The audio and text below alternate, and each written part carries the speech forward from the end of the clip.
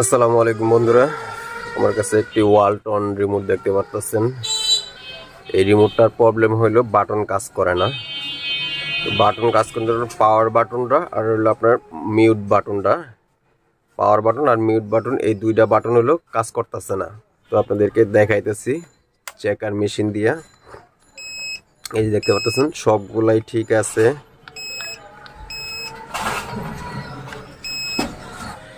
এই পাওয়ার বাটনটা আর হলো এই বাটনটা কাজ করতেছে না। তো আমরা একটু খুইলা দেখবো যে এটার সমস্যাটা কি।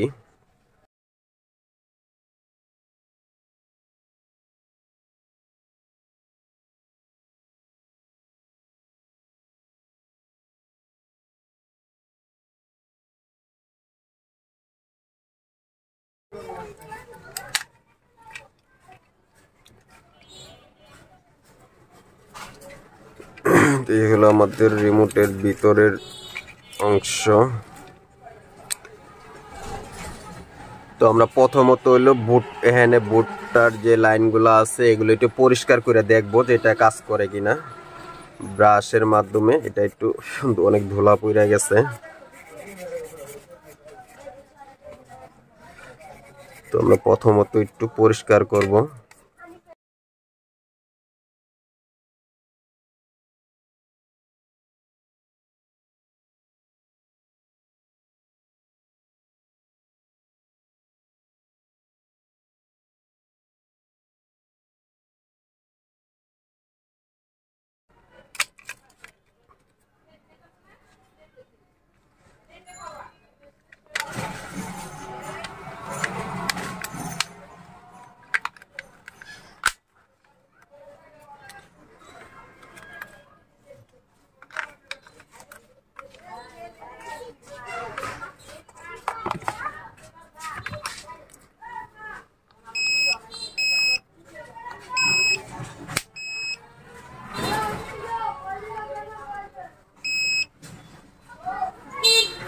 তো আমরা দেখতেছেন এই বাটনগুলা টোটালি কাজ করতেছে না, দুইটা। এগুলো সবই কাজ করে। তো আমাদের ওয়াশ করাতেও কোনো লাভ হয় নাই। তো আমরা এখন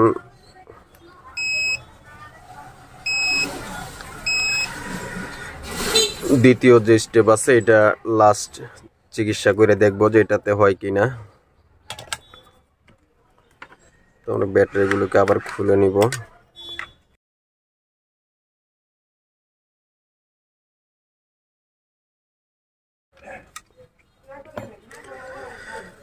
তো আমরা এখন এই বাটন দুইটার যেহেতু সবকিছুই ঠিক আছে, এখানে সব কোনো কিছু ছিঁড়ে নাই বা এখানে লাইনগুলা কোনো কিছু ভাঙে নাই, সবকিছুই ওকে দেখা যাইতেছে, কোনো ভাঙ্গার বা কোনো লাইনের সমস্যা নাই। কিন্তু এগুলো হলো একটা কার্বন জাতীয় জিনিস, তো এগুলো এভাবে ঘষা যাবে না, ভুলেও কোনো সময় এভাবে ঘষা যাবে না। এভাবে ঘষলে পরে এই কার্বনগুলো উঠা গেলে একেবারে কাজ করবে না, টোটালি বন্ধ হয়ে যাইব। এভাবে কোনো সময় ঘষা যাবে না। ঘষতে গেলে রাবার জাতীয় কোনো কিছু দিয়া নইলো ঘষতে হবে, রাবার জাতীয় কোনো কিছু দিয়া এভাবে ঘষতে হবে। কিন্তু টুইজার জাতীয় বা চাক্কু বা কোনো কিছু দিয়ে এভাবে ঘষলে পরে এটা হবে না।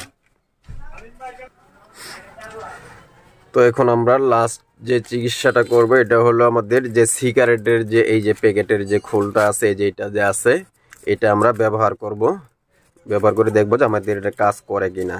তো এটা সিগারেটের যে এটা আছে এটাকে এভাবে সুন্দর করে বাস করতে হবে।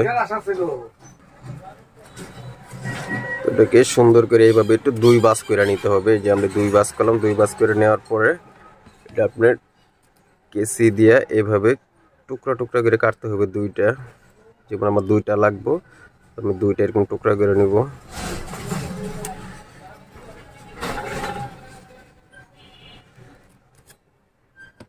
এটা আমি এরকম দুইটা টুকরা করে নিলাম। নেওয়ার পরে এই যে এটার মাঝখানে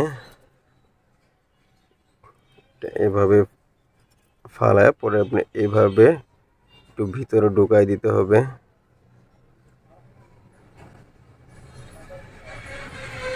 এইভাবে দিয়ে দিলাম, এটাকেও এইভাবে দিয়ে দিব।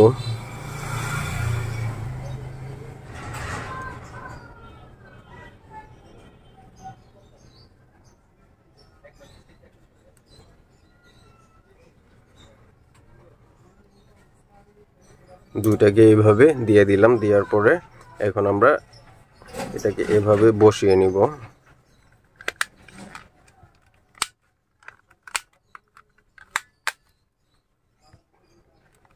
তো আমাদের এটা বসানো শেষ। এখন আমরা দেখব যে এটা কাজ করে কিনা। ব্যাটারিটা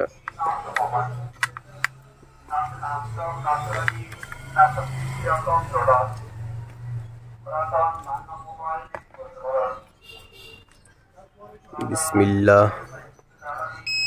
দেখতে পাচ্ছেন আমাদের কাজটা কমপ্লিট হয়ে গেছে। আমাদের এটাও কাজ করে, এটাও কাজ করে, আমাদের এগুলা সবই ঠিক আছে।